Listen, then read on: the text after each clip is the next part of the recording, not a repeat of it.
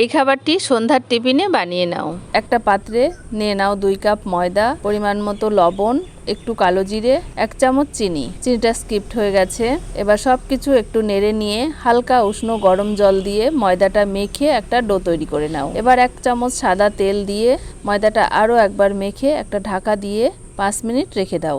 এবার একটা বাটিতে 1.5 চামচ মতো সাদা তেল, 1 চামচ মতো কর্নফ্লাওয়ার দিয়ে গুলিয়ে নাও। এবার ময়দাটা আরও একবার মেখে ছোট ছোট লেচি কেটে নাও। এবার চাটুতে একটু তেল মাখিয়ে একটা করে লেচি একদম পাতলা করে বেলে নাও। এবার তেল আর কর্নফ্লাওয়ারের মিশ্রণটা 1 চামচ দিয়ে দাও। এবার হাত দিয়ে রুটির সঙ্গে লাগিয়ে দাও।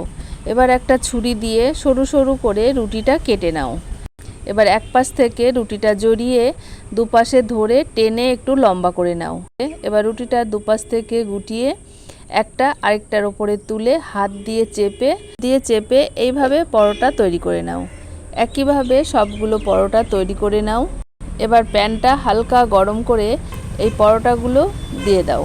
এবার একটা ঢাকা দিয়ে একদম লো আঁচে 5 মিনিট রান্না করে নাও। এবার ঢাকাটা খুলে 2 চামচ মতো সাদা তেল দিয়ে এপিট ওপিট করে ভেজে নিলেই তৈরি হয়ে যাবে মিনি লাচ্ছা পরোটা। দেখো কতটা সুন্দর হয়েছে। রেসিপিটি ভালো লাগলে পেজটিকে ফলো করে রাখো।